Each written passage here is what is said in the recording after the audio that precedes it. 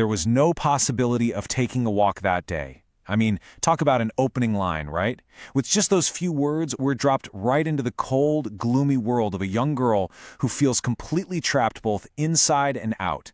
And from that gloomy start, it just gets darker. Our hero is 10-year-old Jane, an orphan.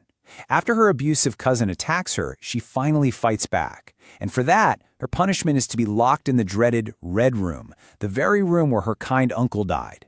This moment right here is what kicks off her lifelong rebellion against injustice. And that's really what this whole story is about. It's not just a novel. It's a rebel's journey from having zero power to being completely in charge of her own destiny. So let's get into it. First up, the making of a rebel. We're going to look at how these horrible early years didn't break Jane, but actually forged her into who she becomes. But first, a little context, which is pretty key. Charlotte Brontë published this book way back in 1847. Now, at that time, women writers just weren't taken seriously, so she used a male name, Currer Bell, to make sure the book was judged for its story, not for her gender. A pretty rebellious move in its own right, don't you think?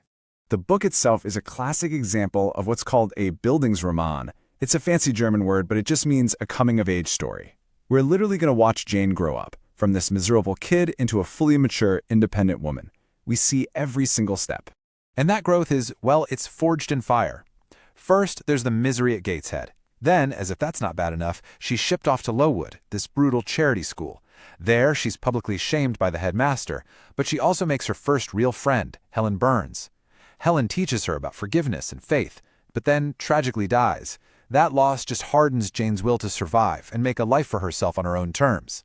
And she does.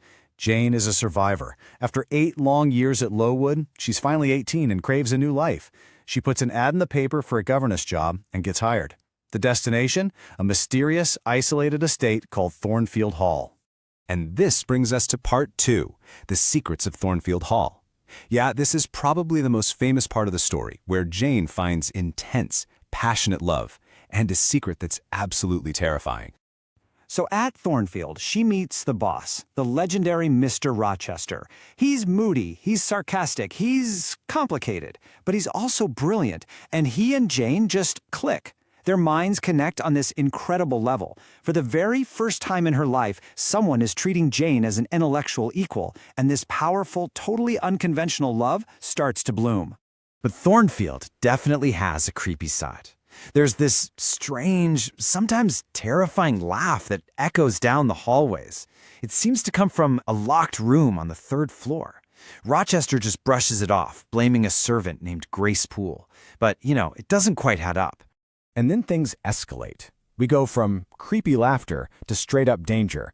One night, Jane wakes up to find Mr. Rochester's entire bed is on fire. She manages to put it out and save his life. And who gets the blame? You guessed it. Grace Poole. Yet again, nobody seems to do anything about it.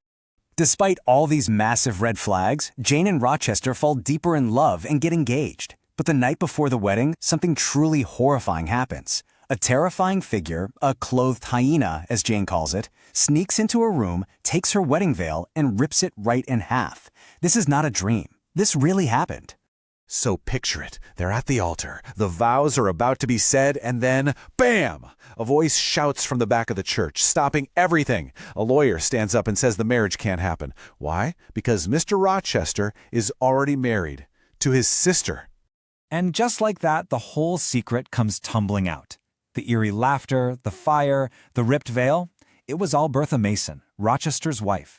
He's been hiding her in the attic for years because she suffers from a severe mental illness, with Grace Poole acting as her nurse and guard.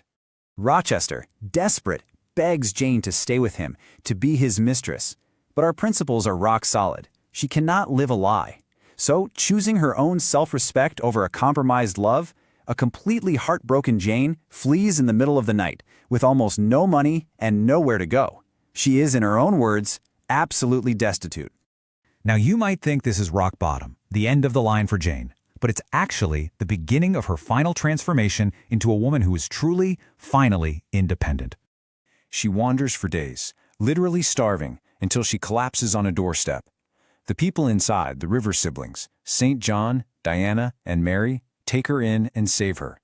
And then, in a twist you just couldn't make up, she finds out they're not strangers at all. They're her long-lost cousins. For the first time, she has a real family. And the twists keep coming.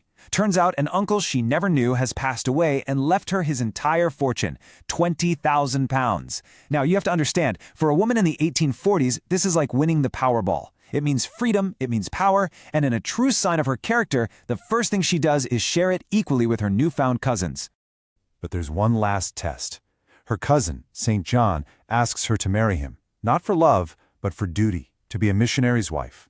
It's a life that would crush her spirit. And right as she's about to say yes, she hears something impossible. A voice, seeming to travel supernaturally across the moors, crying out, "Jane! Jane! Jane!" It's Rochester. She knows she has to go back. She races back to Thornfield, only to find a pile of blackened ruins. She learns the terrible truth. Bertha Mason set one last massive fire. In the chaos, Bertha jumped from the roof to her death, and Rochester, trying to save everyone, was left blind and badly injured.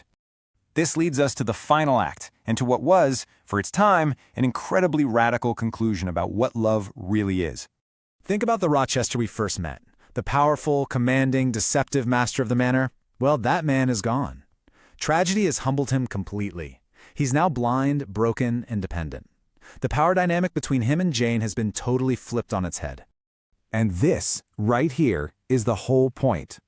Jane comes back to him, but not as the poor, powerless governess. She comes back as a wealthy, independent woman. She doesn't need him for his money or his status. She is choosing him freely, as his equal. And so they marry, not as master and servant, but as true partners. In the end, Bronte's message, which she spelled out in the preface to the book, is so powerful. She's saying that being a good person isn't about blindly following society's rules. It's about following your own heart and your own conscience. And Jane's journey is this amazing, timeless story of a woman who simply refused to be anyone but the master of her own soul.